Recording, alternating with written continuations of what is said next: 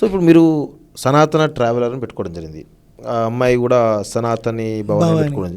So చాలామంది కూడా సనాతన ధర్మం అంటూ మాట్లాడుతున్నారు. అసలు సనాతన ధర్మానికి ఒక డెఫినేషన్ ఉంటుందా ఇట్లా, అంటే ఏంటి అసలు దాని మీ ఉన్న నాలెడ్జ్ చెప్పండి ఒకసారి నాకు. ఇప్పుడు అందరూ చాలామంది ఉన్నారన్న, ఎందుకు మీరు సనాతనం కూడా అవసరం లేదు. చాలామంది హిందువులు ఫస్ట్ ఏమని పలకరించుకుంటారు, నమస్తే అంటారు, సెకండ్ లేకపోతే జై శ్రీరామ్, జై శ్రీరామ్ కామన్ కదా, ఇప్పుడు ఇంకా కామన్ అయిపోయింది.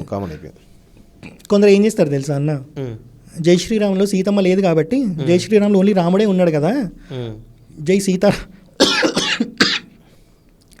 సీతారాం జై సీయారాం అందామని అది స్టార్ట్ చేసిరు అన్నట్టు. వీళ్ళకి తెలియంది ఏంది అని అంటే, ఒక్కసారి ఒక అబ్బాయికి పెళ్ళయింది అంటే వాడి ముందు శ్రీ యాడ్ అవుతుంది. శ్రీ అంటే లక్ష్మీదేవి, రాముడి పక్కన ఉన్న లక్ష్మీదేవి ఎవరన్నా సీతమ్మ, అందుకే జై శ్రీరామ్. ఆడామనే ముందు పెట్టిర్రు రాముడి కన్నా ముందు. అది సనాతన ధర్మం గొప్పతనం. ఎంతమంది జై శ్రీరామ్ అంటే వీడియోలు చేసిర్రు, ఎవరికి తెలియదు. శ్రీ అంటే మీనింగ్ తెలియదు కాబట్టి జై సీతారాం జై సీయారాం అంటారు. అది ఇది మన వాళ్ళకి. ఇక సనాతన ధర్మం గురించి ఎట్లా తెలుస్తుంది వీళ్ళకి. ఇప్పుడు సనాతన ధర్మం తీసుకుందాం. సనాతన ధర్మం, ధర్మం అంటే ధర్మం అంటే ఏంటి, వేదంలో చెప్పింది ధర్మం, మనం ఎలా బతకాలి అని చూపెట్టేది ధర్మం. సనాతనము అని అంటే ఎప్పటి నుంచి స్టార్ట్ అయిందో తెలియదు, అనాదిగా వస్తుందనే చెప్తాం. ఈ ధర్మానికి ఇంకో పేరు లేదు, అందుకే సనాతన ధర్మం. సనాతనం అంటే సూర్యుడు పుట్టినప్పుడు పుట్టింది, సూర్యుడు ఉన్న రోజులు ఉంటుంది, మరి ఇది సనాతనమే కదా. సనాతనం నిత్య నూతనం అంటారు, ఎప్పుడు ఇది అభివృద్ధి చెందుతూనే ఉంటుంది. ఆ డేకి తగ్గట్టు మనం ధర్మం ఫాలో అవుతాం. ఇప్పుడు సిచ్యువేషన్ ఉందన్న, ఒక ఆవే మనం చంపడానికి వచ్చింది అనుకో, ఇక్కడ 2 ధర్మాలు ఉంటాయి. ఒకటి నిన్ను నువ్వు కాపాడుకోవాలి, ఒకటి ఆవుని కాపాడుకోవాలి, నువ్వు ట్రై చేయాలి. ఎందుకంటే ఆవుని కాపాడుకోవడం ధర్మం. ఇక్కడ చూడండి, ఇప్పుడు మనని మనం కాపాడుకుంటామా, ఆవుకి మన ప్రాణం వదిలేస్తామా? ఫస్ట్ మనల్ని మనం కాపాడుకుంటాం. ఇప్పుడు ఇక్కడ ఆవుని చంపొద్దు అనేది ధర్మం, సనాతన ధర్మం చెప్పేది. కానీ నిన్ను నువ్వు డిఫైన్ చేసుకోవడానికి అది నువ్వు తప్పు చేస్తున్నప్పుడు ఆ టైంలో అది ధర్మం లేదు. నువ్వు ఇంకా ధర్మాన్ని అంటే నువ్వు ఆవుకి ప్రాణం వదిలేయడానికి కూడా రెడీగా ఉన్నావు, వదిలే, అది ధర్మమే కదా. సో 2 ధర్మాలు ఏకకాలంలో ఉన్నాయి, కానీ నువ్వు సంశయంలో పడ్డప్పుడు ఆ టైంలో నీకేది తోచితే అది ధర్మం. అంతే, ఇది సనాతన ధర్మం. ఎంతమందికి తెలుసు అన్న. సో సనాతనము అని అంటే దీనికి ఒక డేట్ లేదు అని, ధర్మము అంటే దీనికి ఇంకొక ఆల్టర్నేట్ లేదు అని. ధర్మము మతము 2 ఉంటాయి. మీరు ఇంగ్లీష్ లాంగ్వేజ్లో ధర్మంకి ఏమైనా మీనింగ్ ఎతకండి, గూగుల్లో దొరకదు. కృష్ణ ఫాలోడ్ ధర్మ, రామ ఫాలోడ్ ధర్మ, వేద సెట్ ధర్మ అంటారు. అదే మతానికి మస్తు పేర్లు ఉంటాయి. ధర్మం అంటే వేదం చెప్పింది ధర్మం, మతము అంటే మతి నుంచి పుట్టింది మతం, అంటే ఒకటి థాట్ ప్రాసెస్ నుంచి పుట్టింది. ఇప్పుడు రావణాసురుడు ఉన్నాడు, రాముడు ఎన్ని వేదాలు నేర్చుకున్నాడు, రావణాసురుడు అన్ని వేదాలు నేర్చుకున్నాడు. రాముడు నేర్చుకున్న వేదాల్లో ఏం చెప్పారో అది ధర్మాన్ని పాటిస్తూ వెళ్ళారు, అందుకే అది రామాయణం. రామ ప్లస్ ఆయనం, రాముడు నడిచిన దారి అని. ఏ దారిలో నడిచాడు రాముడు? ధర్మం దారిలో నడిచిండు, కాబట్టి రామాయణం. రావణాసురుడు 4 వేదాలు నేర్చుకున్నాడు కదా. సో ఇక్కడ చూడండి, రావణాసురుడు వేదం నేర్చుకొని కూడా రాముడిలాగా బ్రతకలేకపోయాడంటే వాడు ఫాలో అయ్యింది మతం. ఎందుకంటే ధర్మంలో చెప్పింది ఒకటైతే మనం ఫాలో అయ్యేది ఒకటైనప్పుడు మనం మతంలో ఉన్నప్పుడు ధర్మంలో లేమప్పుడు.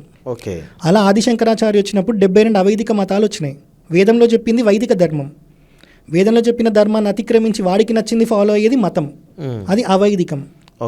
ఆ అవైదిక మతాల వల్ల కూడా కొన్నిట్లో మనకి ప్రాబ్లం రాలేదు కాబట్టి ఇంకా భారతదేశంలో అవి ఇంకా సర్వైవ్ అవుతున్నాయి. ఇప్పుడు వస్తున్నట్టుంది కదా అవైదికం అనేది.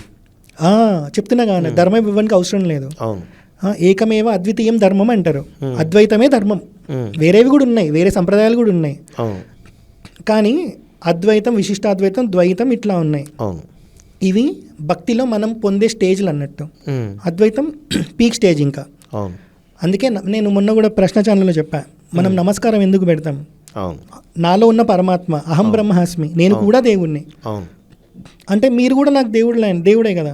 నాలో ఉన్న పరమాత్మ నాకు మీలో కూడా కనిపిస్తున్నాడు కాబట్టి నమస్కారం పెడతాం, ఇది అద్వైతం.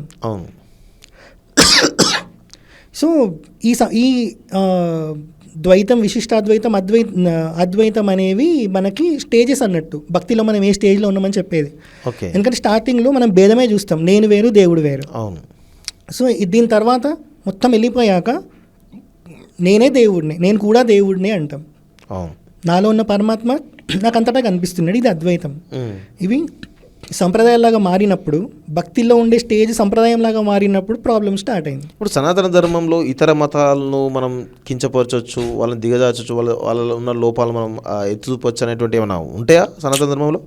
ఆదిశంకరాచార్యని ఎగ్జాంపుల్ లాగా తీసుకుందామన్నా, కంచిపీఠం ప్రకారం Adi Shankaracharya time line 2550 years, Sringeri పీఠం ప్రకారం 1200 ఇయర్స్.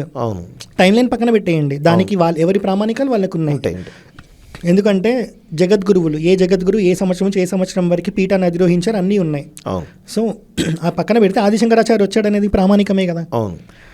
అట్లా మనం తీసుకుంటే 1200 ఇయర్సే తీసుకుందాం శృంగేరి పీఠం టైం లైన్ ప్రకారం.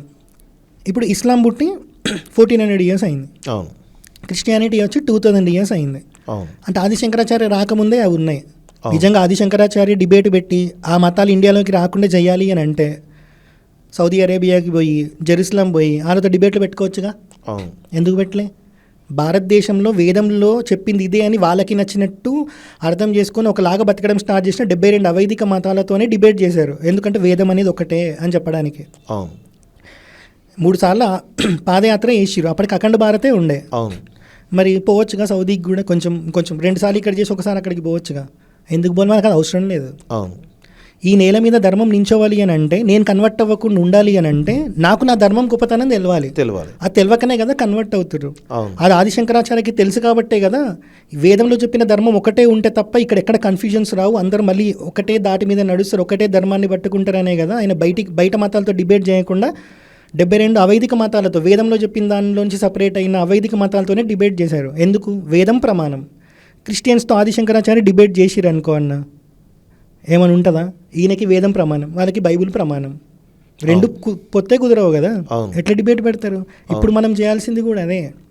వేదంలో చెప్పిన ధర్మాన్ని ఎవరికి నచ్చినట్టు వాడు అర్థం చేసుకుని ఎవడైతే ఫాలో అవుతూ సపరేట్ అయిపోయాడో, నేను చేసేదే కరెక్టు, నేను చేసేదే ఇంకా ధర్మం అని ఎవరైతే అనుకుంటున్నాడో వాడితో డిబేట్ చేయాలి మనం. అందుకే ఎప్పుడు హిందూ వర్సెస్ హిందూనే. ఇప్పుడు మహాభారతంలో కొట్టుకుంది ఎవరన్నా? హిందువులే కదా.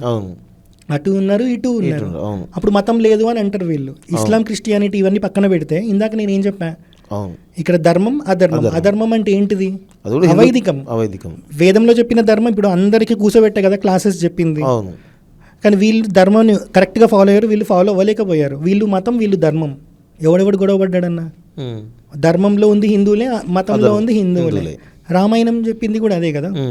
ఎక్కడ గొడవ జరిగినా మళ్ళీ ధర్మాన్ని కాపాడాలి అంటే నువ్వు ఫైట్ చేయాల్సింది హిందువులతో. మీ ప్రకారం ధర్మం అనేది వైదికం, మతం అనేది అవైదికం అనేది. అవైదికము అని అంటే అది కూడా మరి పీక్ లెవెల్లో అని కాదు, అదొక ఆచారాలు నమ్మకం ప్రకారం ఉంటే ఓకే. అంతకు మించి ఒక ఉన్మాదతో పరాకాష్ఠకి వెళ్ళిపోతే కష్టం. అంటే మన దాంట్లోనే ఉండి మన దాంట్లో విమర్శించే వాళ్ళు ఉన్నప్పుడు అది ఆబ్వియస్లీ మతం, అది చాలా డేంజర్. నేను వాటి మీద ఫైట్ చేస్తున్నా. నాకెందుకు క్రిస్టియన్స్, ముస్లిమ్స్ గురించి? నేను ఇప్పుడు గర్వాప్సి అంటారు చాలా మంది, గర్వాప్సి చేస్తారు, మంచి విషయమే. బైబుల్లో ఏముందో చెప్పి గర్వాప్సి చేస్తారు తప్ప నా ధర్మం ఎంత గొప్పదో రామాయణం చెప్పి గర్వాప్సి చేయమని చెప్పండి. దానికి వీళ్ళు రామాయణం నేర్చుకొని పోవాలి. చేస్తారా? 24,000 శ్లోకాల రామాయణం, లేకపోతే 100 గంటల చాగంటి గారి ప్రవచనం పోయి చెప్పమని చెప్పండి. ఆడు కన్వర్ట్, గర్వాప్సి అవ్వడు. అందులో ఉన్న బూతులు అన్నప్పుడు మాత్రమే అరే ఇది కూడా నిజమేనేమో అని కన్వర్ట్ అవుతాడు, మళ్ళీ గర్వాప్సి అవుతాడు. వీడికి వస్తాడు. వీడికి వచ్చినాక మళ్ళీ వీడి ఇక్కడ రామాయణం గురించి వీడికి తెలియదు, వీని గర్వాప్సి చేసిన కూడా తెలియదు కాబట్టి మళ్ళీ అటే పోతాడు. ఆఖరికి ఏమవుతాడో నాస్తికులాగా మిగులుతాడు. ఏమని ఫాలో అవ్వాలో తెలియక, ఏది ఫాలో అవ్వాలో తెలియక ఓ నాస్తికులాగా మిగులుతాడు. అంటే ఇక్కడ హిందువే హిందువుకి శత్రువు, హిందువే హిందువుని శత్రువుని చేసుకుంటుండు. ఒక హిందువుని నువ్వు హిందూ కాదన్నప్పుడు వాడు శత్రువే అవుతాడు. మరి అది జరుగుతుంది. నాస్తికులు ఎందుకన్నా ఉట్టిగా అవుతారు. కానీ ఇంతకుముందు మీరు సాయిబాబా భక్తుడు అని చెప్పి చాలా సందర్భాలు చెప్పడం జరిగింది. సో ఇప్పుడు కొత్తగా ఏంటంటే సాయిబాబాను టార్గెట్ చేసే ప్రయత్నం చాలా బలంగా జరుగుతుంది. దానిలో భాగంగానే మీ అమ్మాయి మీ మీద కేసు పెట్టడం కానీ దాని పూర్వపరాలు పరిశీలిస్తే సాయిబాబా అంశమే కొంత ఉన్నట్టుగా అర్థమవుతుంది కదా. అసలు సాయిబాబాను ఎందుకు టార్గెట్ చేస్తారు వీళ్ళందరూ కూడా?